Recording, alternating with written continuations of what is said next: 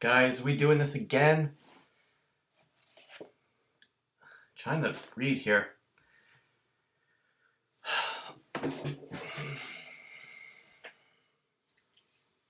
All right. Welcome to the Tonto's Demise, Week 3, Review 2021. I guess we gotta do this for the two of you who maybe pay any attention. All right. Week 3. What happened? We started off with CMC going down with a hamstring injury Thursday night. Fortunately for Justin, doesn't look like it's too bad. He should be back in a week or two. We had some Monday night magic for somebody. Came down. We'll get to that a little bit later. We only had one matchup come down to Monday night, and it was definitely a nail biter. Way closer than I thought it was going to be, and that was the only matchup really that was close. And we had a record-setting day for the kicker, Justin Tucker, for kickers in general, I guess we should say. And we made a little adjustment here to our scoring, which did not affect the matchup here. And as you guys know, I'm sure you're already aware that I tacked on 3 points for Justin Tucker to Jay's team, kicking a 66-yard field goal, seeing as how we give 3 extra points for anything that's for touchdowns that are 65 yards plus. This is actually the first time, so that you guys are probably aware, this is the first time it's ever happened. The previous field goal record was 64. So we never had to worry about this at all, ever, until today. Will we ever have to worry about it again? Maybe, probably not. I say that, but we'll probably have another 66-yard field goal next week. So it has never happened in the history of the NFL until this week. Said 64 was the longest, so we tacked on. I think Jay's team deserved it. Tucker deserves that, getting the 66-yard field goal. Will it ever happen again? I don't know. So tacking on that +3, so I think he deserves it. Considering this is the first time it's happened in NFL history, maybe we should make it like +10 or something ridiculous. But yeah, just a new rule. Technically, we're going to throw in there, and said again, it's probably not going to have any impact, perhaps ever again, or at least anytime soon here. So it's not like it's going to make a big impact on the season at all. Perhaps Jay's going to squeak into the playoffs by 2 points, and those will be the points that get him into the playoffs there, and then you guys will all be mad. But hey, I think Justin Tucker deserves that +3 for doing that here. So we had a lot of quarterbacks get hurt last week, this week, people going down, a couple of people out, people shuffling their lineups a little bit here going into Sunday. But we haven't really had any huge team-breaking injuries this year so far, fortunately. Scoring was up a little bit here compared to previous 2 weeks. 3 teams went over 200 this week. I think we had 1 last week and 2 in week 1. But we had 3 here this week. Everybody else was up in the 160s, 70s for the most part there. A couple people got real close to 200. We could have had 5 200s, got real close, but didn't quite make it here. So made for definitely another interesting week in football and in Tonto's Demise. As always, let's get into it with the defending champion, Springfield Isotopes, going up against CMC Music Factory. No longer a matchup of the Kitchen of Love. now it is the I guess the ghost of Kitchenmas Past or something, I guess. I don't know which one, who is who in that analogy. Would I be Ebenezer Scrooge, I guess, and Justin would be the ghost of Kitchenmas Past. Anyway, said CMC was 2-0, trying to go to 3-0 and knock the Isotopes to 0-3 and put them in a pretty difficult spot going forward. But the Isotopes were able to get a victory. Said CMC went out on Thursday night, and that was an ominous sign for the rest of Justin's week, as the Isotopes go for 215.05. CMC Music Factory 146.9. Stafford has a long touchdown, so he ended up with just under 66 points. Devontae, 12 catches, 100 some yards, a touchdown, 31.2. Ridley 14. Marvin Jones this week. No T. Higgins, no Deontay. Probably going to say this every single week because it's going to bother me for a long time that when I was making my pick in the draft, I was sitting there, Deontay or Cup, Deontay or Cup, Deontay or Cup, Deontay or Cup.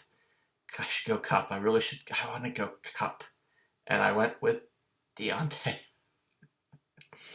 I was this close to taking Cooper Kupp, and I think my whole season would be a little bit different.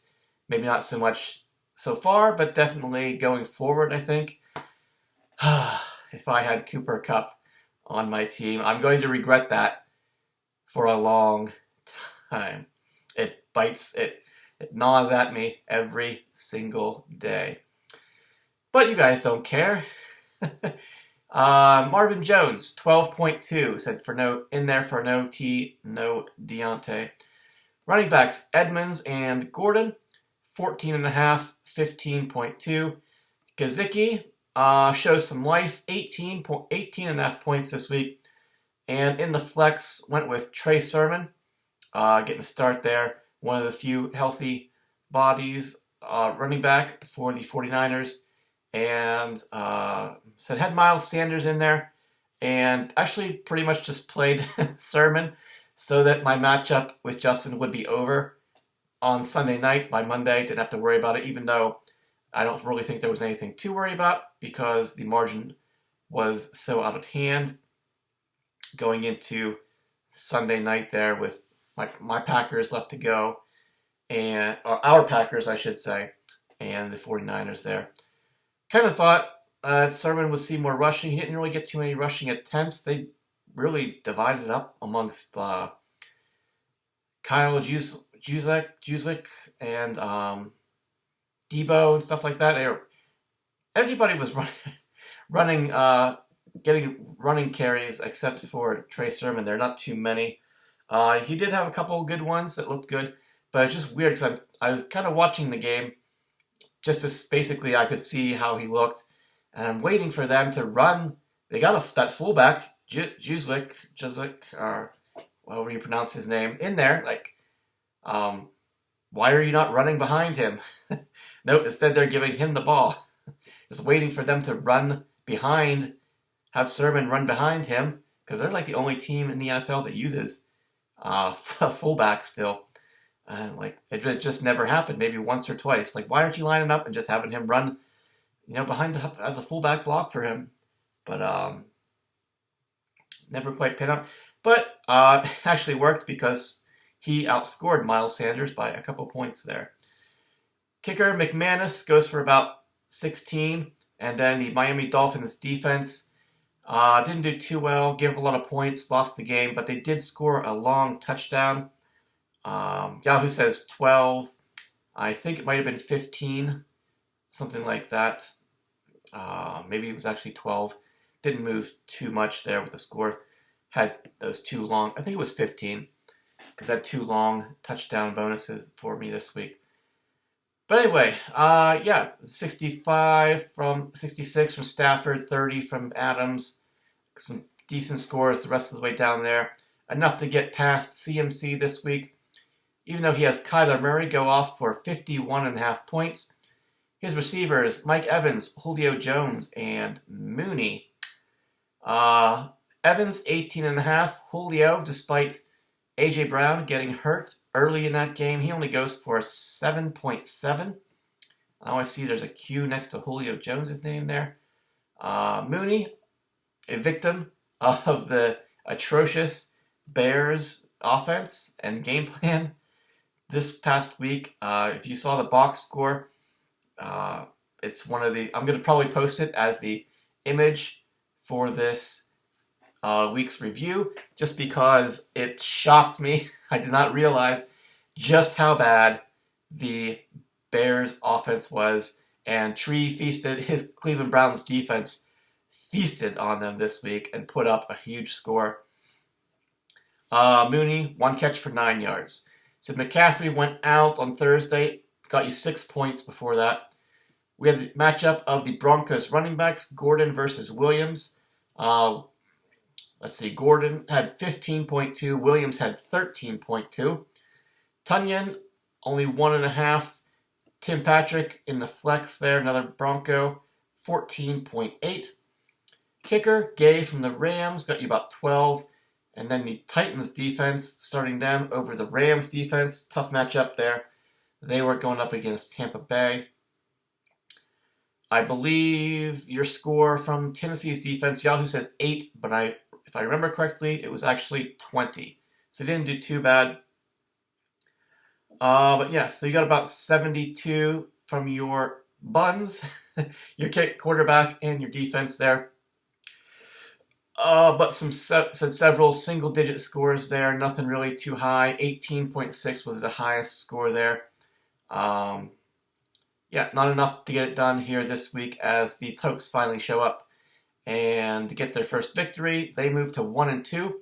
They are in 9th place, while CMC drops to 2-1, but he is sitting pretty in 5th place. All right, I think we'll save the best one for last here, the Monday night game. Next up, we'll do Possum Magic versus Dub C Hooligans. This one was never really in question. As I mentioned, Cleveland Browns defense. Let's see, Yahoo says 18, but we bumped you up at least 25 points, 27, 26, probably about 26 points. So I think their actual score was somewhere in the 40s. They didn't have any turnovers, but they did have a bunch of sacks, and you got a ton of points from the yardage there. Possum Magic gets the victory here, I should say. 167.8 to 120.1 for Dub C Hooligans.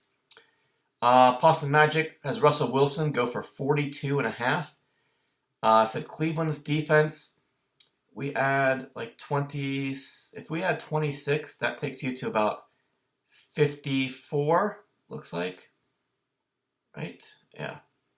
So more than at least about half of your score came from your buns there this week, Possum Magic. Your receivers, McLaurin, Diggs, and Thielen. Definitely a formidable trio. This week, fortunately for you, fortunately for Dub C, I guess I should say, they had a pretty quiet week. But fortunately for Possum, it didn't matter because Dub C did even less this week with his wide receiver trio. Said McLaurin, Diggs, and Thielen, only 1 touchdown amongst all of them. They all pretty much went for about 60 yards. McLaurin, 10.2, Diggs, 12.2, and Thielen, 17. Quiet days for your running backs, too. Chubb, only 8.5, Mixon, 10.5. Higbee, your tight end, goes for 15. Rondell Moore, plugged him in, the Arizona wide receiver, after a big week last week. Hoping for some big things again. He has 2 catches for 1 yard but he also tacked on some rushing yards there to get you 2.4. Kicker Suck Up from Tampa Bay gets you about 4.5. Let's see, and then again, Cleveland Browns defense looked like they went for about 44, 45 points there. And it was more than enough to get past the Dub C hooligans this week, who had his pickup of Derek Carr. Who I don't even doesn't matter. David Carr. It's Derek Carr. David Carr is the NFL Network analyst or whatever he is doing there. Derek Carr goes off for 53 points this week. Another big game. He's been over 50, even put into the 60s every week so far this year. Yet you traded for Mahomes, even though you've got Derek Carr lighting it up for 50-some points every single week. Not really sure you needed to make that move. Maybe you'll move Carr to somebody with quarterback issues somewhere down the line. But I guess you can't pass up the opportunity to have Mahomes and Kelsey connection now on your team there. But we will let the other guys dive into that a little bit further in the future. Another guy no longer on your team, DK Metcalf, the only other bright spot on your team this week. He goes for 22.7. And the rest of the way, we've pretty much got single digits. Allen Robinson, 4.5. Amari Cooper, 5.5. David Montgomery, 7.5. Gaskin, 10.5. Gronk, 9.5. James White, 0.6. Koo, your kicker, about 6 point something. And then your Washington football team defense actual score is correct on Yahoo. 0. Mr. Bean, 0. Yeah. I don't think you'll get that. Kevin would get that reference, but I think everybody else will. So, Kevin, he had James White get hurt early in that game. Only got you 6 rushing yards. Gronk took a nice shot, was out of the game for a little bit, came back in, didn't really do too much. But as I said, he's no longer on your team either.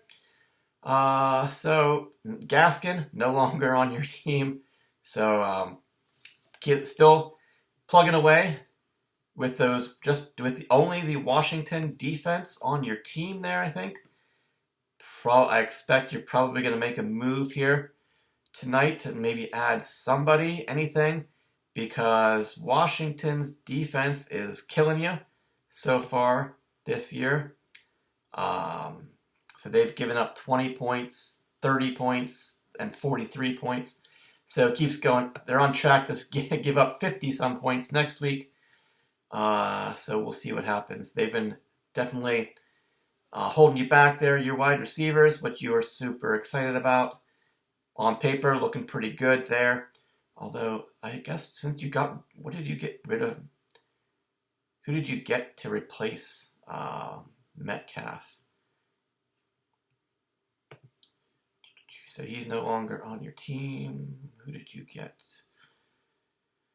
You got rid of Metcalf, but you traded. You didn't really. I don't know. You traded Robinson for Hollywood.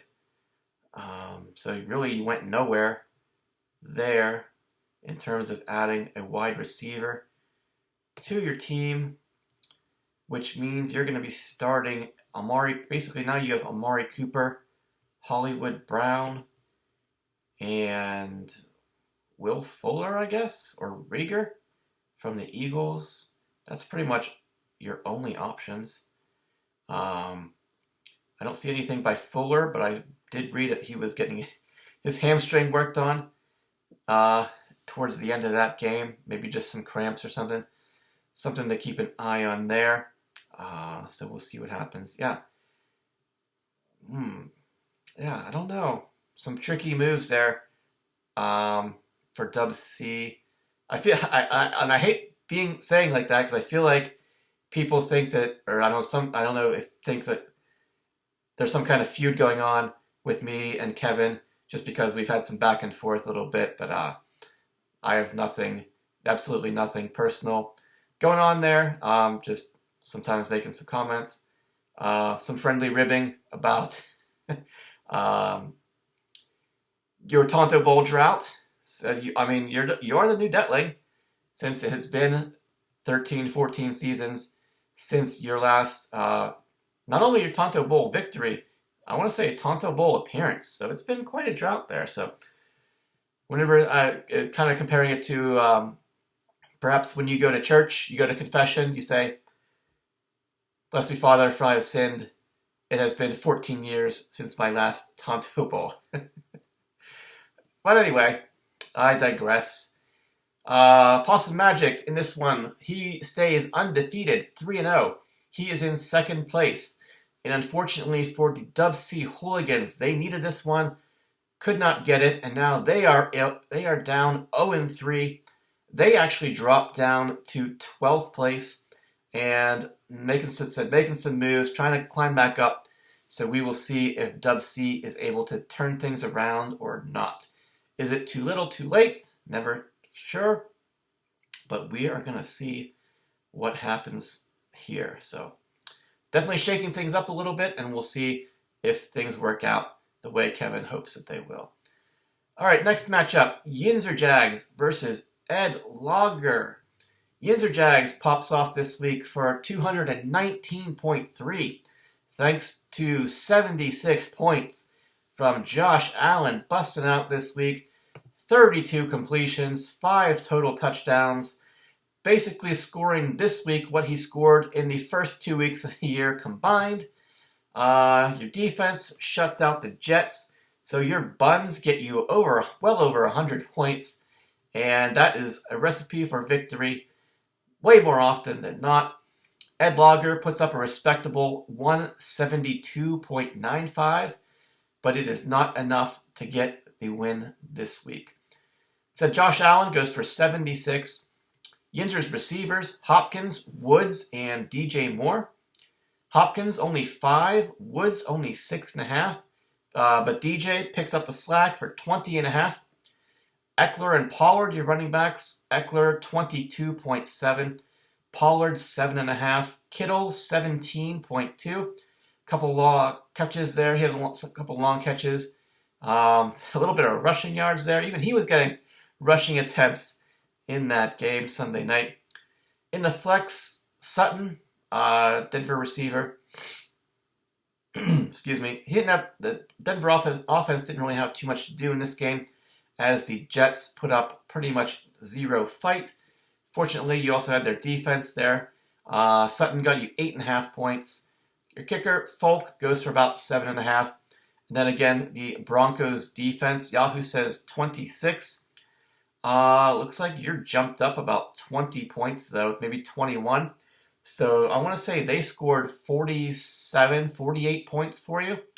So yeah, you got 110, 115-ish points just from your buns this week. Might possibly enough to have beaten Dub C Hooligans all by themselves this week. Yeah. What else did we got? I think, okay, that's it. So even though you had some single-digit scores there, doesn't really matter. And I'm starting to think that might be your actual draft strategy, is get the best possible quarterback, draft a defense, and basically whatever is in the middle doesn't matter. Because, you kind of lucked yourself into Allen, although he was definitely underperforming so far this year. You drafted Tampa Bay's defense early on, expecting them to be one of the better defenses. I think they will be as it pans out over the course of the season. But you've been plugging back and forth between Denver and Tampa Bay. Probably seems like you've had more success with Denver's defense. That was a fairly late round pick there for you. But yeah, if you can get your quarterback and your defense to be pretty effective on a week-to-week basis, getting said about 100 points there.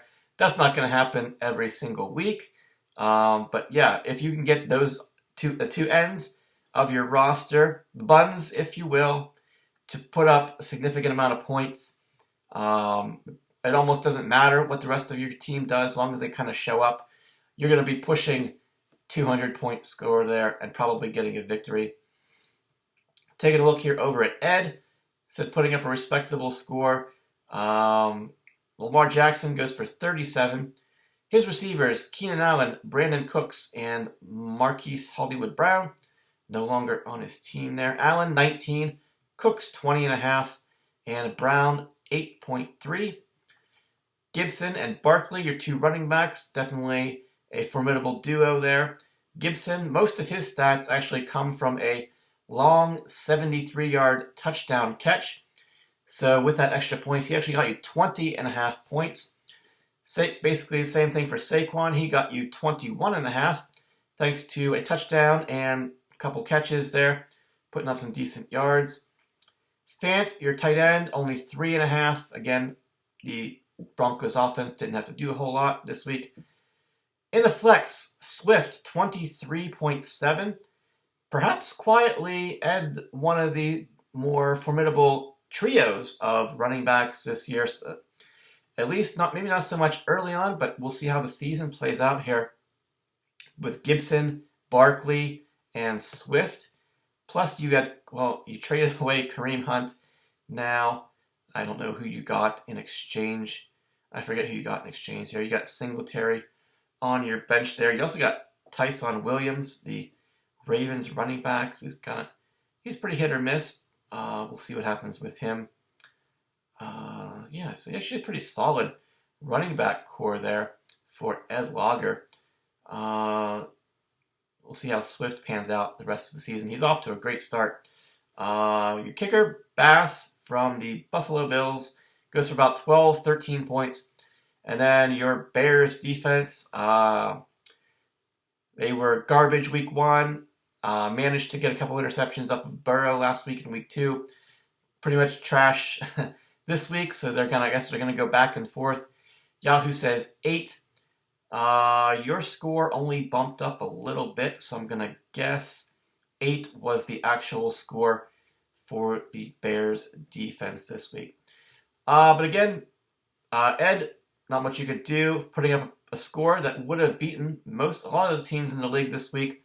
But unfortunately, you just run up against somebody who scores well over 200. Not too much you can do about that.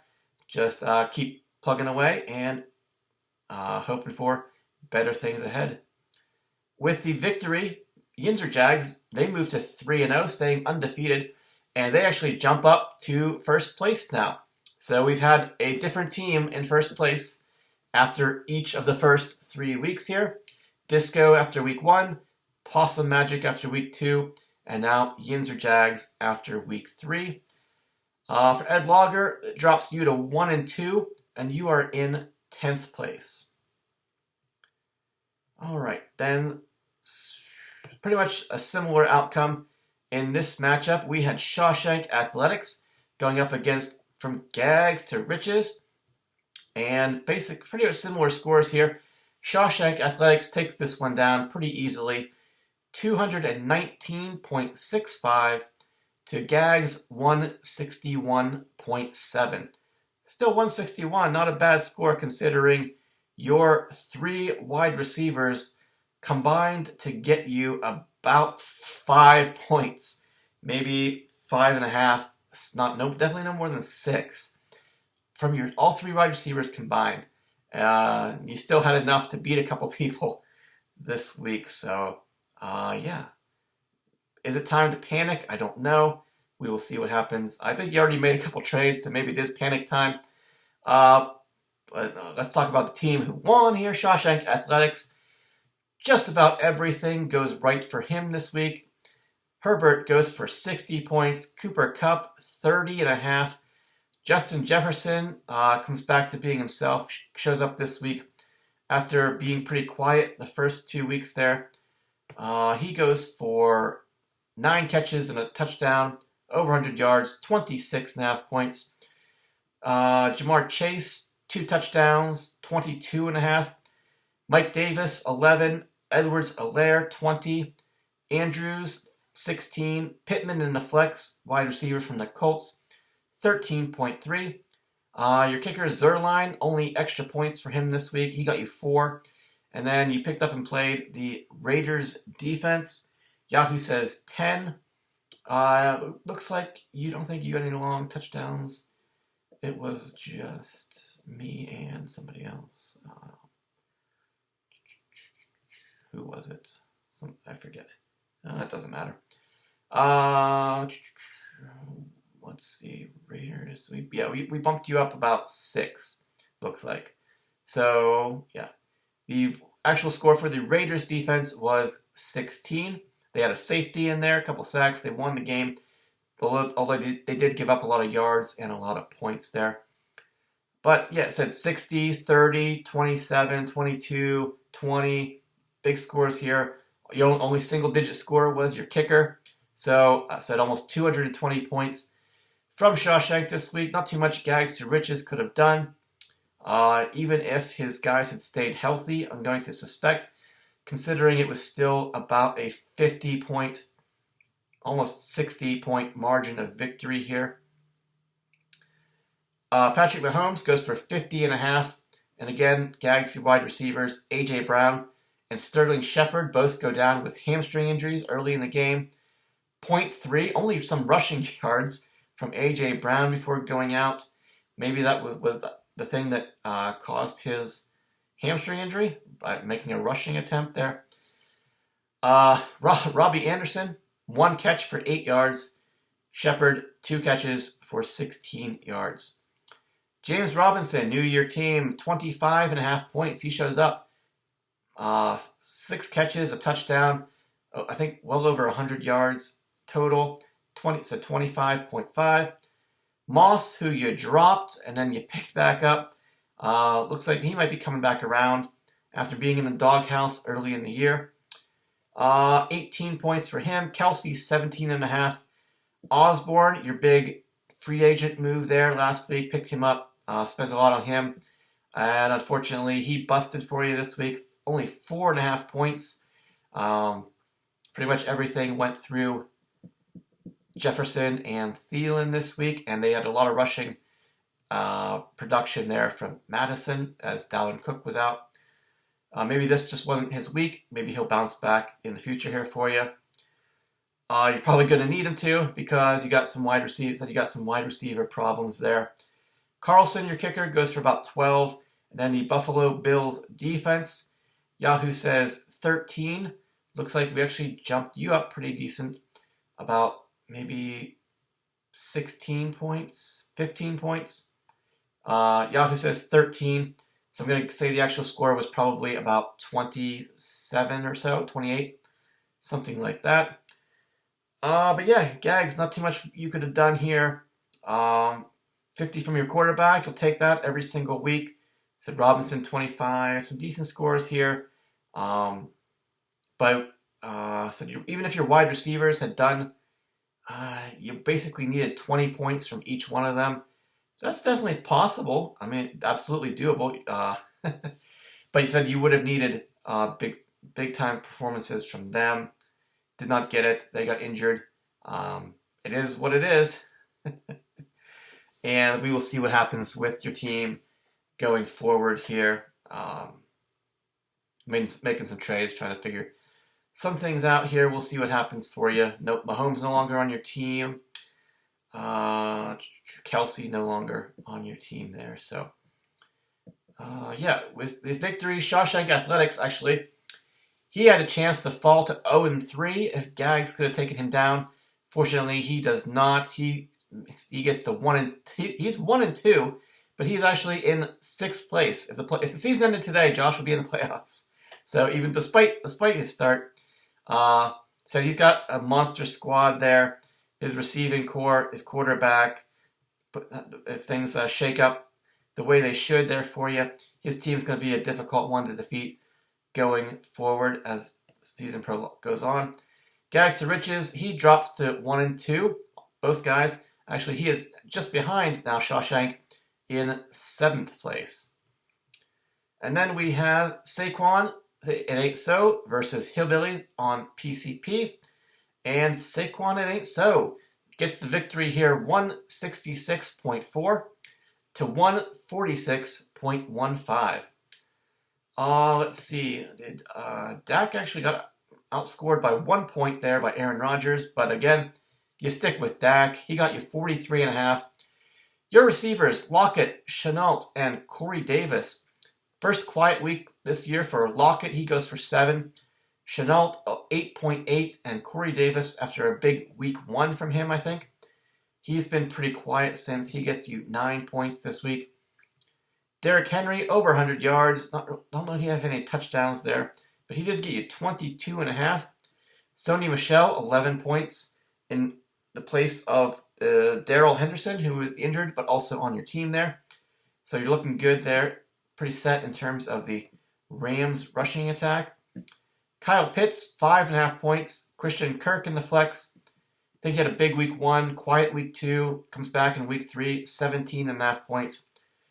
The aforementioned Justin Tucker, we gave him the extra 3 points there, so he actually got you about at least 20 points, maybe 20.5, 21, somewhere in that ballpark. And then your Baltimore Ravens defense. Thought this would be a much better matchup against the Detroit Lions there, but they gave a little bit more of an effort than they thought. Very nearly won this game against Baltimore, obviously. Yahoo says 8, but I think we bumped you up about 16 or 18 points there. So you actually got about 20, mid 24, 26, something like that from the Baltimore defense. This matchup kind of went down to Monday night, I guess, because Dak was the only player left. And let's see, check my notes here. Hillbillies on PCP was up by about 27 points. So most likely Dak is going to cover that unless something strange happens. And he was able to cover that sometime during the third quarter, I believe. Even though he didn't put up a huge score, so kind of probably made you sweat a little bit. But he basically got most of the points that he needed from completions there. And so it was pretty easy victory here. Getting that 20-point victory. For Hillbillies, he goes with Trevor Lawrence again. Still, you got Burrow on the bench. Kind of surprising. It's still surprising me how low Burrow's scores have been. I guess making it more difficult choice there between Lawrence and Burrow, but you went with Lawrence again this week. He got you 29.5. Juju gets 5.5 before getting hurt in that game, going out. Debo gets you 10.2. Tyler Boyd gets you 13.5. Couple catches and a touchdown there. 2 running backs, Kamara and Carson. Touchdowns for both of those guys, 20.5, 16.5 respectively. Surprising Hawkinson, only 3 points here. 2 catches, 10 yards. Baltimore really took him out of the game completely. Kind of surprising there. Najee Harris in the flex. He goes for 28.2. Literally half of those points came from receptions. 14 of them for over 100 yards. And not much else. Still, and I guess, I'm sure most of you seen it, but I have to say, speaking of Najee Harris, since Ben Roethlisberger was not in a starting lineup for anyone this week, and probably rightly so.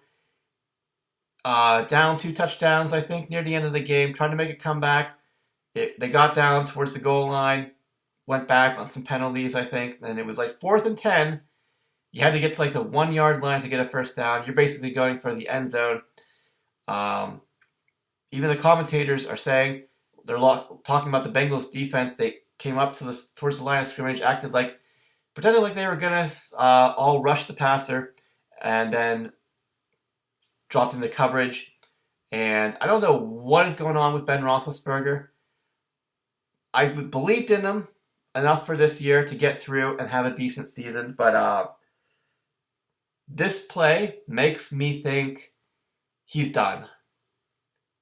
Like, this is, like, for me, this might be the nail in the coffin that he's saying he's done. Like, just like the commentators said, Bengals defense pretended like they were going to all blitz. They backed off into coverage.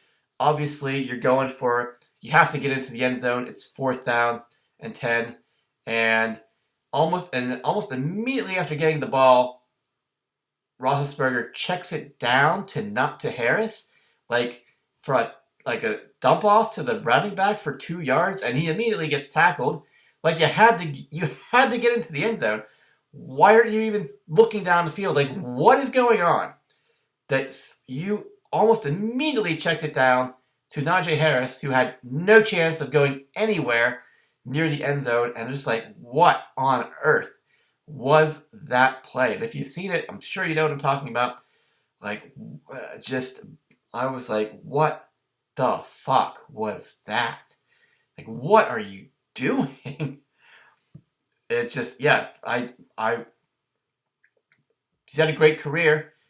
Brought Pittsburgh a couple Super Bowl championships. They've gone to more in his time, but man, I wanted to believe in him this year that he could, they could make this one last run. Injuries, big problem so far. Offense and defense, we'll get to that here in a minute. For the Steelers here, kind of making things just falling apart here very quickly for them. And I gotta think that play, that makes me think that Ben is done. Just in terms of being a productive quarterback. Like, I just can't believe that he did, like, what was he thinking? If he's afraid to get hit, or what I don't know. That whole play just boggled my mind. Robbie Gould, your kicker, goes for 4, all extra points here, and once again, your Pittsburgh Steelers defense. We said that they were a set it and forget it defense, but I don't know. They got a lot of injuries. Watt's out, Bush still out, Hayden's still out. If they can't do it this week, they couldn't do it this week against the Bengals at home.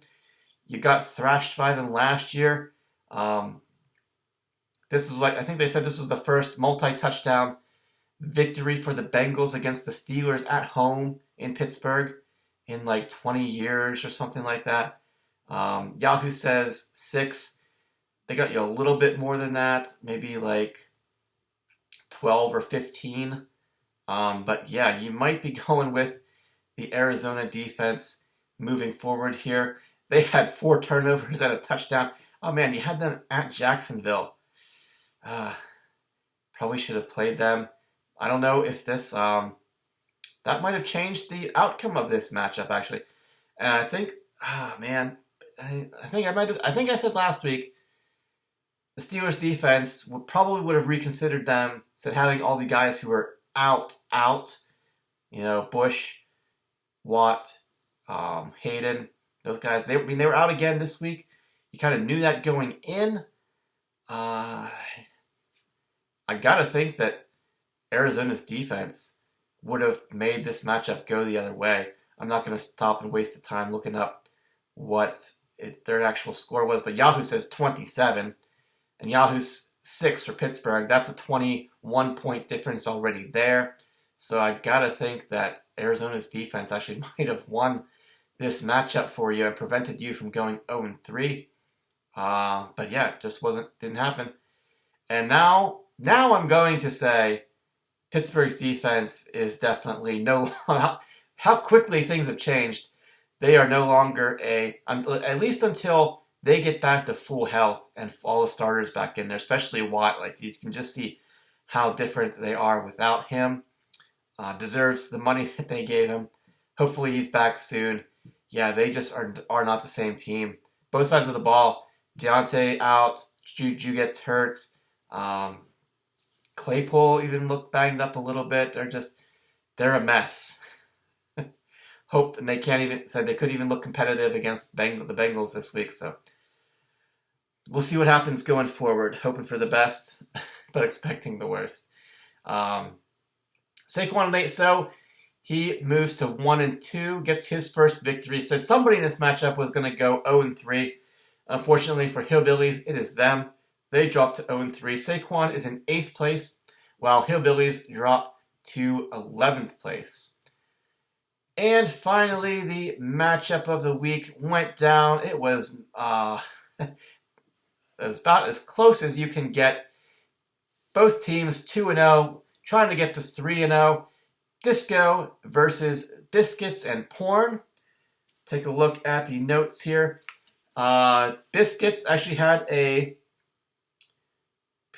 about a 6-point lead going into Monday night. And he had Lamb, Devontae Smith, and Zeke all going on Monday night, while Disco said he was down by about 6, and he just had his quarterback, Jalen Hurts. So Jim had those 3 players plus a 6-point cushion. Zeke definitely carried his weight. Lamb and Smith did not. Kind of thought maybe Smith would do a little bit more. Said you got the receiver of the opponent's quarterback, hoping for some little better production there to keep you in the matchup. Because then every time Hurts throws to Smith, you're getting, both teams are getting points there. You're actually getting more points for the receiver than you are for the quarterback there. But what this one came down to, final score, Disco 198.2, Biscuits and Porn 196.3. So a 1.9 margin of victory here for Disco. What this one came down to, Cowboys were unable to run out the clock and get a first down at the end of the game. Got to the 2-minute warning, couldn't get a first down, punted the ball back to the Eagles with less than 2 minutes to go, and actually queued it up here. The final meaningless drive for the Eagles here. They got the ball back with about, looks like a minute and a half to play. Let's see, take a look here. They got the ball with a minute 38 left. And so Disco actually must have been down by like 1 point, something like that. Said Cowboys were not able to get that first down and run out the clock, thus punting to the Eagles. Completely meaningless drive here. Said with 1 minute left, 1.5 minute. Hurts throws a pass for a 4-yard loss. So that's half a point. Well, that's more like 0.75 there. Then he throws an incomplete pass. Then he throws another pass to his running back for 9 yards. So that's 2 completions for 5 yards. And then he runs for a 4-yard. So that's 0.4. So 2.5, just a little bit over 3 points there, about 3.3. And that said 1.9 was all you needed. And this last meaningless drive, 2 completions there, a couple rushing yards, and Hurts gets the points that you needed, breaks Biscuit's heart, and sneaks out that victory at the very last moment on Monday night. Must have been a stressful one for both of you. I thought this one wasn't even going to be close because Zeke went off early in the game. Lamb was doing okay, Smith okay, but like Hurts didn't really do too much. He had an interception early on. I think by halftime of that game, he didn't have much at all. But then he came back. They were way behind. And again, he got just enough points in the last minute of that game to put Disco over the top and get him to 3-0. Biscuits drops to 2-1, but still, both the guys would have liked to get to 3-0. Can't be too upset though for Biscuits here. Put up a good performance and is still sitting in a strong position in terms of the standings here. Disco, let's see, he has Hurts go for, it ended up being 49.8. Tyreek goes for 9.5. Godwin goes for 19.5. Mike Williams, 33.2, over 100 yards and 2 touchdowns for him against Kansas City. Your running backs, Taylor and Cordarrelle Patterson, blowing the dust off of him. The Atlanta Falcons are turning into their unfortunately for me, their most productive offensive player. Taylor goes for 8. Patterson goes for 16.2. A lot of catches and yards there. Plus, he's got wide receiver and running back eligibility there for you, so you can plug him in pretty much anywhere you want to. Waller, another quiet game for him, 10.5. Beckham Jr. in the flex, 13.5. Prater, your kicker, goes for about 7. And then the Carolina Panthers defense, pretty good matchup for them. Yahoo says 10, but I believe it was closer to like 28 or 30, something in that ballpark. They did pretty good. Didn't give up a whole lot of yards, so that definitely makes a difference when it comes to judging the Yahoo score versus our normal score. And we bumped you up almost like 22 points. I don't think you had any long touchdowns there, so you actually probably bumped you up 21. So I'm going to say it's usually in that 18, 21, 24, something like that. So they must have, the actual score must have been 31. Yeah, just enough to get you past Biscuits this week, even though Tom Brady goes off for 79 points, 41 completions, 400 plus yards. Lamb, Smith, and Parker. I'm not sure why Parker was in there this week because Antonio Brown was out with COVID. So that might have changed the matchup here if Antonio Brown had been able to play. You had Brady to Brown. Parker got you 8.2. Lamb, 9.5. Smith, 5.8. You probably would have liked a little bit more there to have helped you get a victory with your opponent's quarterback's wide receiver there. As we all know, Parker, Devontae Parker, your other wide receiver, he goes for 8.2. Aaron Jones and Zeke, 17.5 for Jones, 26.5 for Zeke. Jared Cook, 4.5 in the flex. Claypool, he goes for 18.5, 9 catches, 96 yards. Mason Crosby, your kicker, he goes for actually a bunch of field goals for him this week, 2 long ones, two 50-yarders. He gets you about 17 points. And then your defense, New England Patriots, they got beat by the Saints there. I think they're the only defense you've got. You're kind of rolling with them no matter what happens here. Unfortunately, they didn't do too much here. Yahoo says 6, and your score is only bumped up a little bit. So the actual score must have been maybe 9, I'm going to guess there, for the Patriots defense. Definitely you would have liked a little bit more from there. Said single-digit scores from all 3 of your wide receivers and your tight end.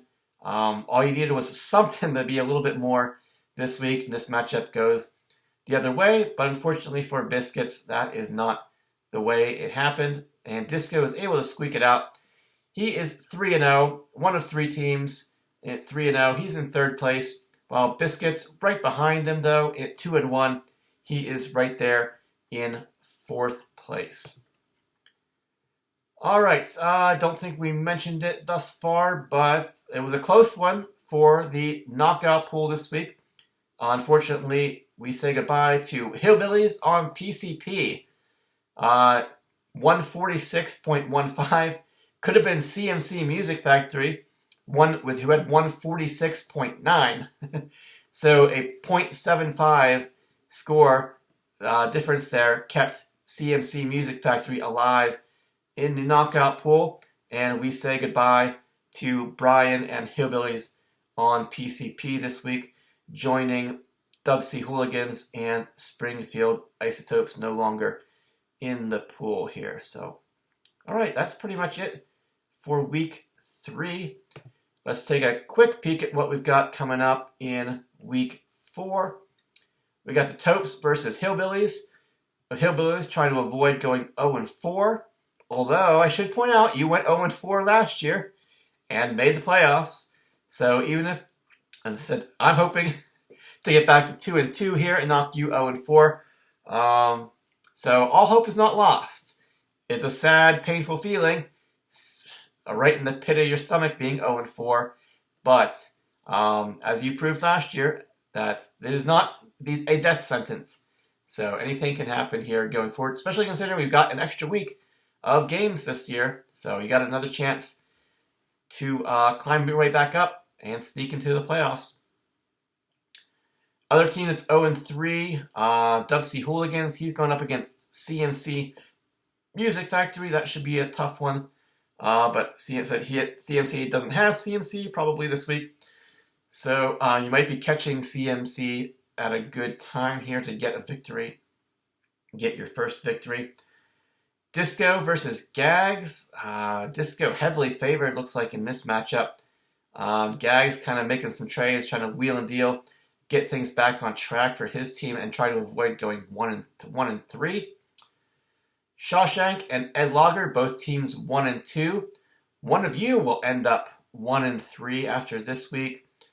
Possum 3-0 versus Biscuits 2-1. Possum will try to stay undefeated and get that fourth victory.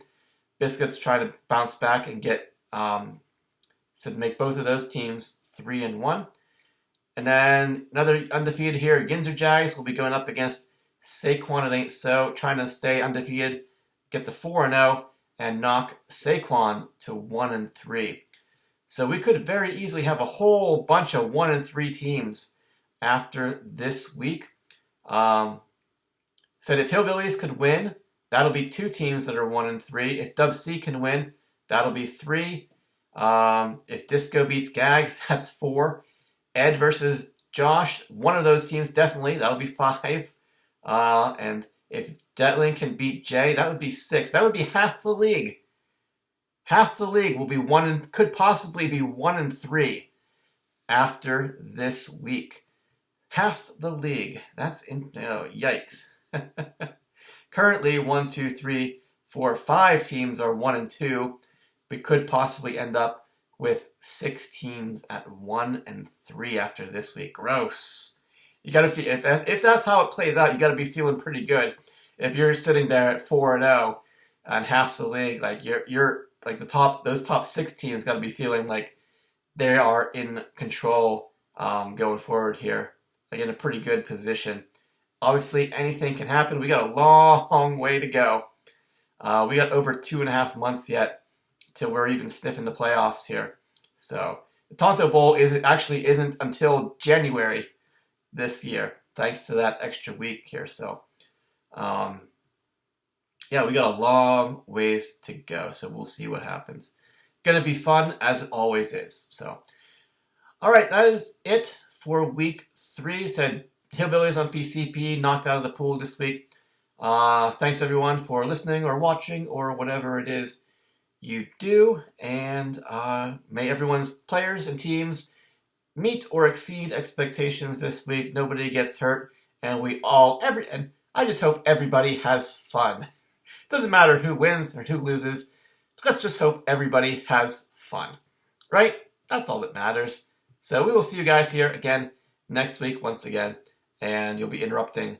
Hopefully you don't show up. Hoping you don't show up next week and interrupt. You keep interrupting my reading club here. So my one-man reading club, book club. Anyway, all right. See you guys next week. Thanks for everything, and hope everything goes good. And let's all have fun. Bye.